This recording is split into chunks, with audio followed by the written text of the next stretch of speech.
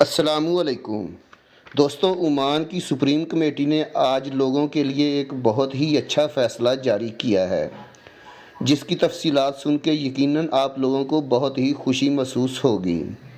दोस्तों, जैसा कि आप लोगों को मालूम है कि ओमान में रात के टाइम शाम 8 बजे से लेकर सुबह 5 बजे तक लॉकडाउन चल रहा है, जो कि 20 मार्च तक रहेगा।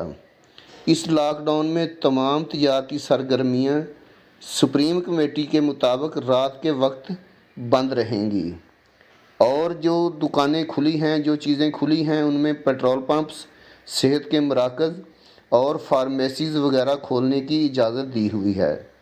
लेकिन सुप्रीम कमेटी ने मज़ीद कुछ चीज़ें खोलने का आज ऐलान कर दिया है। सुप्रीम कमेटी के मुताबिक रेस्तरां से खाने पीने की चीज़ों की होम डिलीवरी रात के टाइम लॉकडाउन के दौरान दस्तयाब होगी और इसके अलावा पेट्रोल पंप्स पर जो टायर्स की दुकानें हैं उनको भी काम करने की इजाज़त होगी।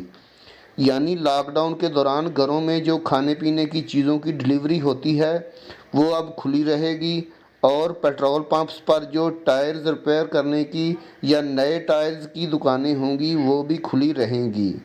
दोस्तों, ये थी सुप्रीम कमेटी के आज के ऐलान की तफसीलात। यकीनन इस ऐलान से बहुत से लोगों को खुशी होगी, क्योंकि होटल्स वगैरह का होम डिलीवरी का काम दोबारा से शुरू हो जाएगा। दोस्तों, वीडियो बनाने का मकसद आप लोगों की रहनुमाई करना है।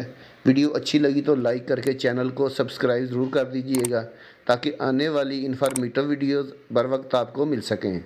अल्लाह हाफिज़।